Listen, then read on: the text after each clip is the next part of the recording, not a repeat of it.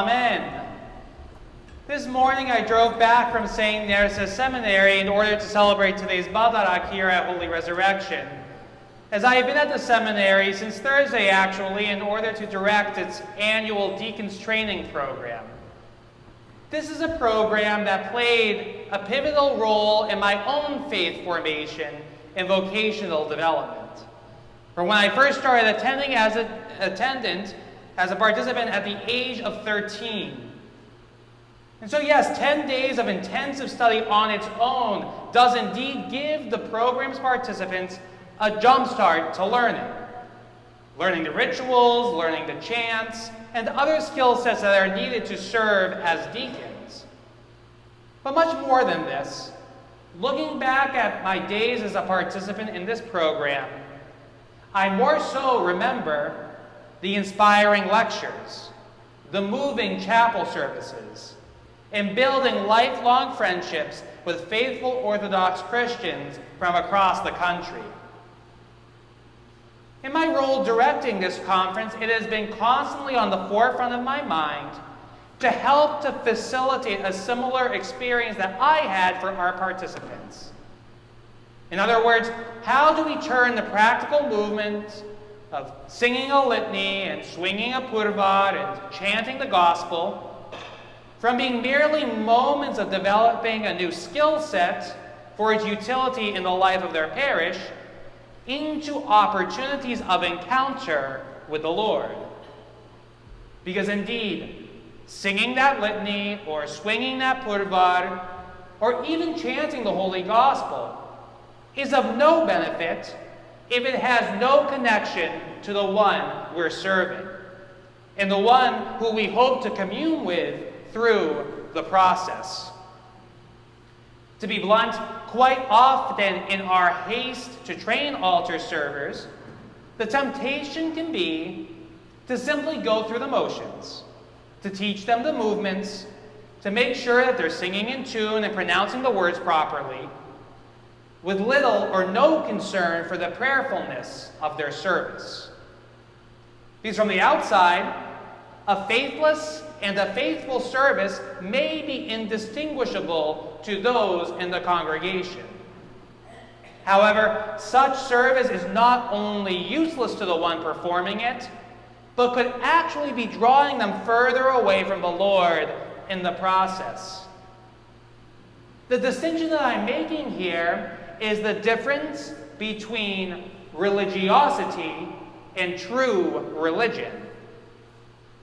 It is much easier for us to perform our religious duties, observing fasts and feast days, contributing our time and our resources to building up the church, all from a place of religiosity, of a place of looking religious, rather than actually searching for a true connection with the Lord and earnestly trying to live out His gospel day by day. This very distinction is what is at the heart of today's gospel reading. It's what's underneath the quarrel that we see between the Pharisees and Jesus and His disciples. We see Jesus and the disciples walking through a grain field. And in a place of some significant hunger, they begin to pluck heads of grain and to eat them.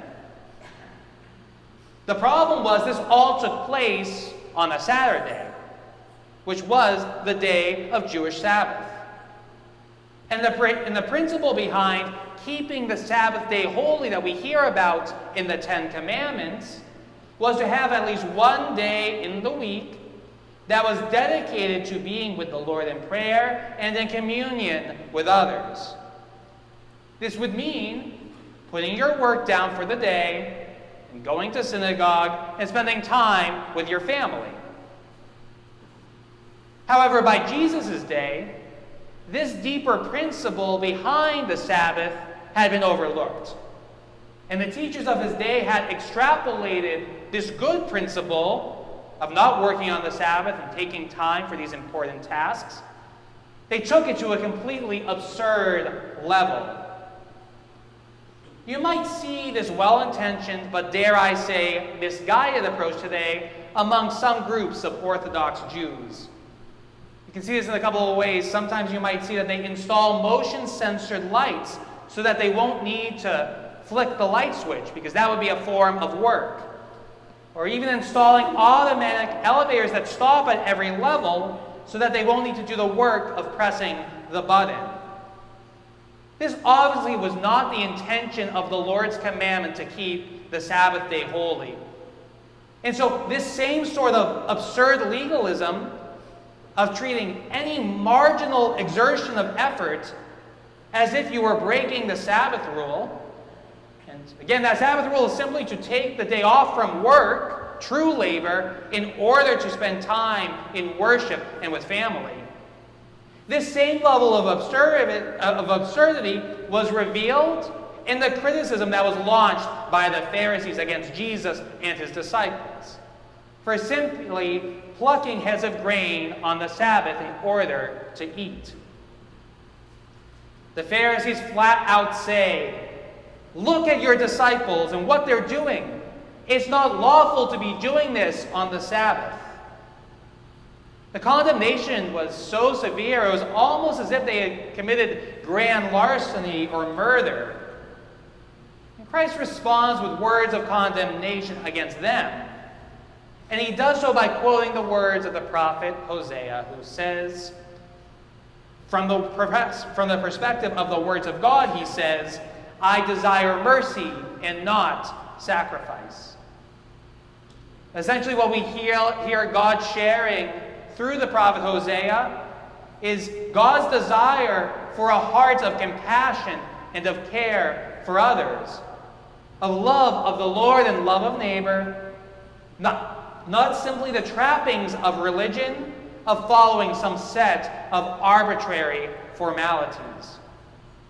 Put another way, what God is seeking from us is not religiosity, but instead true religion. I think that for most of us as Armenian Orthodox Christians, it can be tempting to fall into a similar sort of trap as we see the Pharisees falling into today. We can so easily be drawn into worshiping our ritual rather than worshiping the Lord through it.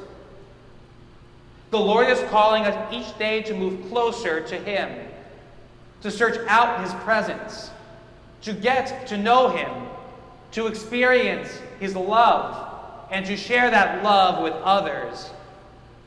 And I'm fully convinced that an engaged participation in the full liturgical life of our church can be one of the most powerful ways, and I would say, in fact, even that it is a crucial and non-negotiably essential way of engaging and of being drawn more deeply into the Lord's embrace. However, we must also be cautious to remember why we're here, who we're worshiping, and actively work to put our whole hearts and minds and souls into coming closer to Him through this experience. I pray that we might each use our time here each and every Sunday to earnestly seek out the Lord, to allow the liturgy to draw us into His love rather than distracting us from worshiping Him. I pray that we might genuinely seek true religion rather than religiosity, seeking the living Lord of the Sabbath and of all creation. Amen.